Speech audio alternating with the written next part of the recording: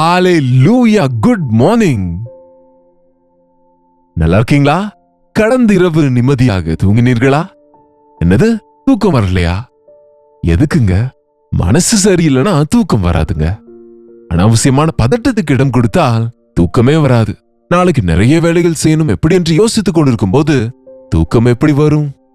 உன்னுடைய பாரத்தை கர்த்தர் மீது சுமத்து.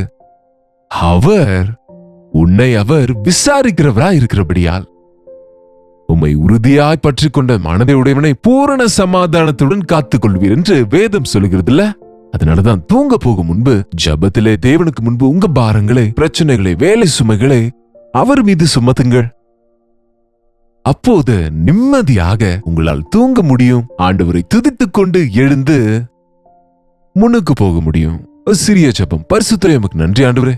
ஜபத்தின் முக்கியத்துவத்தை நாங்கள் அறிவதற்கு, ஜபத்திலே எங்கள் பாரங்களை எல்லாம் உம்முடைய பாத சமூகத்தில் இறக்கி வைக்க எங்களுக்கு கற்றுக் கொடுக்கும்படி இயேசுவின் நாமத்திலே ஜெபிக்கிறோம் பிதாவே, ஆமென்.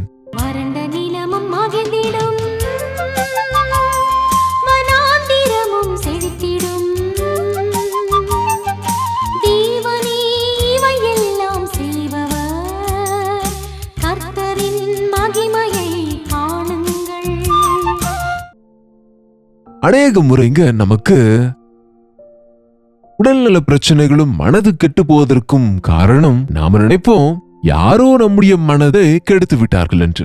ஏதோ நடந்துருச்சு, அதனாலதான் நான் டிஸ்டர்ப்டாக இருக்கிறேன், நான் பதட்டமா இருக்கிறேன், நான் மனம் சோர்ந்து போய்விட்டேன், அல்லது நான் நொந்து போய்விட்டேன், மனதெல்லாம் கெட்டு போய்விட்டது என்ற வார்த்தைகளை சொல்லுவோம் பாருங்க. இங்க சிறு வயதுல ஒரு பழமொழி சொல்லுவாங்க, நம்ம தங்கம் நல்லதானால் தட்டான எதற்கு குறை சொல்ல வேண்டும் என்று. முதல்ல நாம ஆவிக்குரிய வாழ்க்கையில பலத்தோடு இருந்தால் சுற்றி இருக்கிற சூழ்நிலைகளை நம்ம மானிட்டர் செய்வோம், அவைகளை நாம சரி செய்வோம், நம்முடைய கட்டுக்குள் இருக்கும். தவிர சூழ்நிலைகளுக்கு நாம பணிந்து போகிறவர்களா இருந்தா நம்ம அவ்வளவு பலவீனர் என்று அர்த்தம். தவறு செய்யும் போது நம்ம இருதயம் நம்மை குற்றப்படுத்தி கொண்டிருக்கும். அதனாலேதான் நம்முடைய தவறுகளை ஆண்டவரிடத்தில் அறிக்கை செய்யணும், ஒருத்தரோடு ஒருவர் அறிக்கை செய்யணும். யாக்கோபு ரொம்பவும் ஜெபிக்கிறவர். ஏசாண்டவர் சகோதரரில் ஒருவராகிய யாக்கோபு எழுதிய நிருபத்தில் 5ஆம் அதிகாரத்தில் 16ஆம் வசனத்தில், நீங்கள் சொஸ்தமடையும்படி உங்கள் குற்றங்களை ஒருவருக்கொருவர் அறிக்கையிட்டு ஒருவருக்காக ஒருவர் ஜெபம் பண்ணுங்கள், ஜெபியுங்கள். ஒருவருக்காக ஒருவர் ஜெபம் பண்ணிக் கொள்ளுங்கள். பாவத்தை அறிக்கை செய்யுங்கள், ஜெபம் செய்யுங்கள். கவனியுங்க, எவ்வளவு பெரிய ஊழியக்காரர் ஆனாலும் எங்களுக்கும் உங்க ஜெபங்கள் அவசியம். உங்களுக்கு எங்க ஜெபம் எவ்வளவு அவசியமோ எங்களுக்கு உங்க ஜெபமும் அவசியம். அவ்வளவு பெரிய தேவ ஊழியனாகிய பவுலும் கூட அநேக முறை சபைகளுக்கு கடிதம் எழுதி எங்களுக்காக ஜெபியுங்கள், நாங்கள் தைரியமாக வசனத்தை போதிக்கும்படி ஜெபியுங்கள், இந்த பாடுகளுக்கு மத்தியில் கர்த்தருக்காக நான் இருக்கும்படி எனக்காக ஜெபியுங்கள் என்று கேட்பார். ஒருவருக்காக ஒருவர் ஜெபிப்பது என்பது எவ்வளவோ உத்தமமானது. யாரோ ஒரு தேவ மனிதர் எல்லாருக்காகவும் ஜெபிக்க வேண்டும் என்று நினைப்பது இன்றைக்கு ரொம்பவும் சாதாரணமாகிவிட்டது. ஆனால் நீங்களும் கூட ஜெபித்தால் அற்புதங்கள் நடக்கும். பாருங்க, எலியா நம்மை போன்ற பாடுள்ள மனுஷனே, எலியா நம்மை போன்ற மனிதனே, சும்மாவே சோர்ந்துட்டாரு, நான் இறந்து போய் விடுவேன்னு சொன்னாரு பாருங்க. எலியாவும் கூட நம்மை போன்ற சுபாவத்தை உடையவரே. ஆனால் அவன் கருத்தாய் ஜெபித்த போது அப்பொழுது 3 வருஷம் 6 மாதம் பூமியில் மழை பெய்யவில்லை, மழையே இல்லை. சாதாரண மனிதனே, ஆனால் கருத்தோடு ஜெபித்த போது, விசுவாசத்தோடு ஜெபித்த போது, உறுதியோடு ஜெபித்த போது 3.5 வருஷங்கள் 5 நிமிடம் மழையே நம்ம ஜெபத்தால நிறுத்த முடியாம நம்ம நனைந்து போய்கொண்டு இருப்போம். ஆனால் 3.5 வருஷங்கள் மழை பெய்யாமல் அவன் ஜெபத்தினாலே நிறுத்த முடிந்தது. பின்பு மறுபடியும் ஜெபம் பண்ணினான், அப்பொழுது வானம் மழையை பொழிந்தது. ஜெபத்தின் மூலம் அற்புதங்கள் நடக்குங்க. வேண்டாம் என்றால் வேண்டாம் என்பது போல், வேண்டும் என்றால் வேண்டும் என்பது போலங்க. ஜபத்திலே கேட்டதை தருவார், ஜபத்திலே கட்டி போட்டதை கட்டி போடுவார், விடுவிப்பதை விடுதலை செய்வார். ஜபத்துக்கு முக்கியத்துவத்தை கொடுங்க. உங்களுக்காக நீங்க ஜெபிங்க, இது ரொம்ப முக்கியம். மற்றவர்களுக்காகவும் ஜெபிங்க. நீங்க ஜெபித்துக் கொண்டு மற்றவங்க ஜெபத்தையும் கேளுங்கள். எனக்காக ஜெபிங்க என்று கேட்க ஈகோ தடையா வருமா? எனக்காக ஜெபம் பண்ணுங்க என்று கேட்டால் அவங்க ஏதாவது நினைப்பார்கள் என்று யோசிக்கிற மனதையுடைய அநேகர் இருக்கிறாங்க. ஆனால் ஒரு தெய்வ ஊழியனானாலும் உடல்நல குறைவோடு இருக்கும்போது, பலவீனமா இருக்கும்போது சபை ஜெபிக்க வேண்டும். அன்றைக்கு பேதுரு சிறைச்சாலையில் இருந்தபோது சபை ஊக்கத்தோடு ஜெபித்தது. ஆகவே அங்கு அற்புதம் நடந்தது.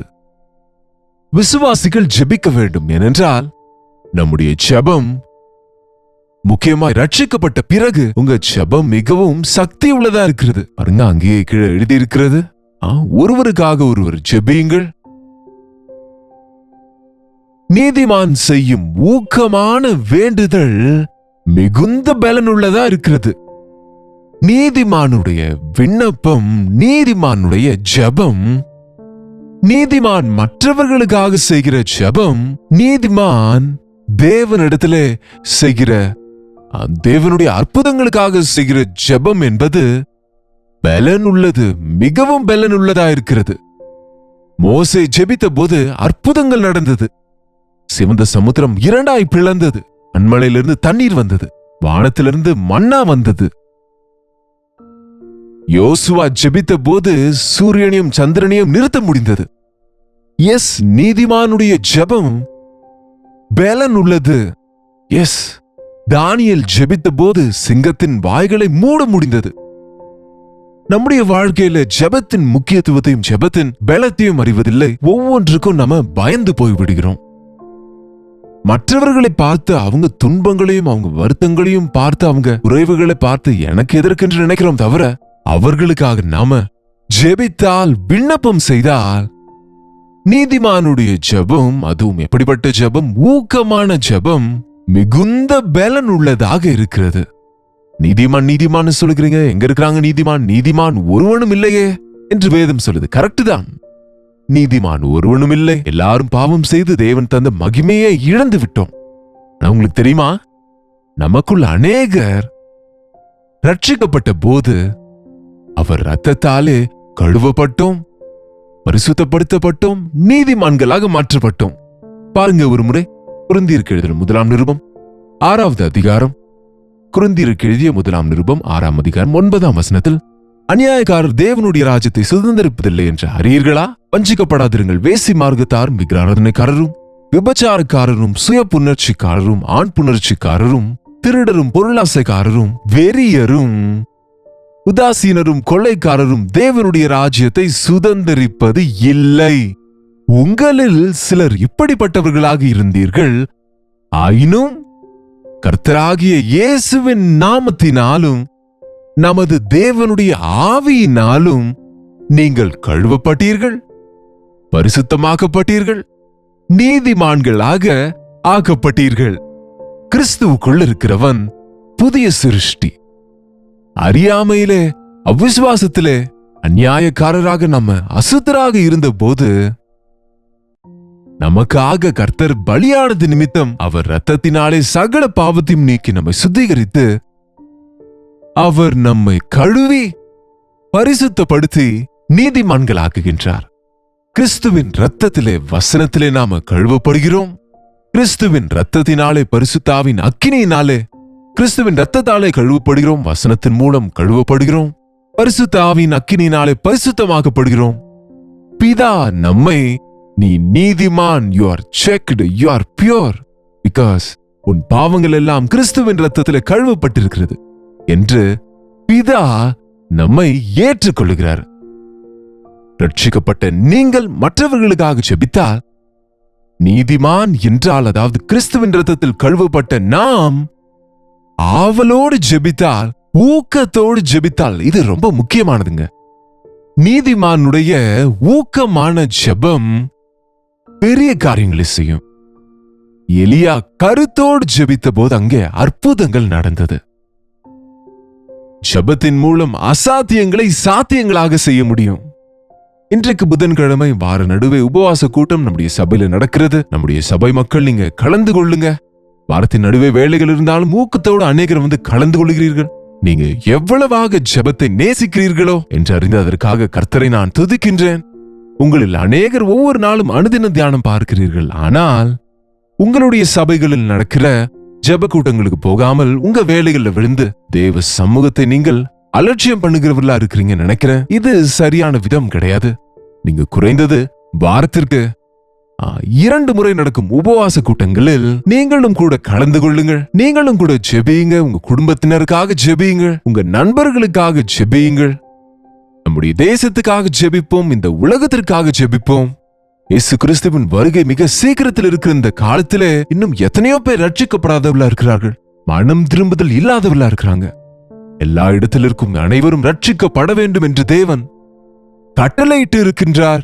அவருடைய சுவிசேஷம் எல்லா ஜனங்களையும் சென்று அடையும் வரை அவருடைய வருகை தாமதமாகிறதுனாலே ஜெபத்தின் மூலம் சாத்தானின் கட்டுகளில் இருக்கிறவர்களை விடுவிப்பதற்கு, பிசாசினாலே அலைக்கழிக்கப்படுகிறவர்களை விடுவிக்கும்படிக்கு, அசுத்தாவிகளால் பிடிக்கப்பட்டு வருந்துகிறவர்களுக்கு விடுதலை கிடைக்கும்படி, வியாதியஸ்தர் குணமடையும்படிக்கு, அவிசுவாசிகளின் மனக்கண்கள் திறக்கப்படும்படியாக, பரிசுத்த ஆவியானவரின் கிரியை தீவிரமாய் உலகம் முழுவதும் நடக்கும்படியாக தேவனுடைய சமூகத்திலே நம்ம விண்ணப்பம் செய்ய கற்றுக்கொள்ள வேண்டும்.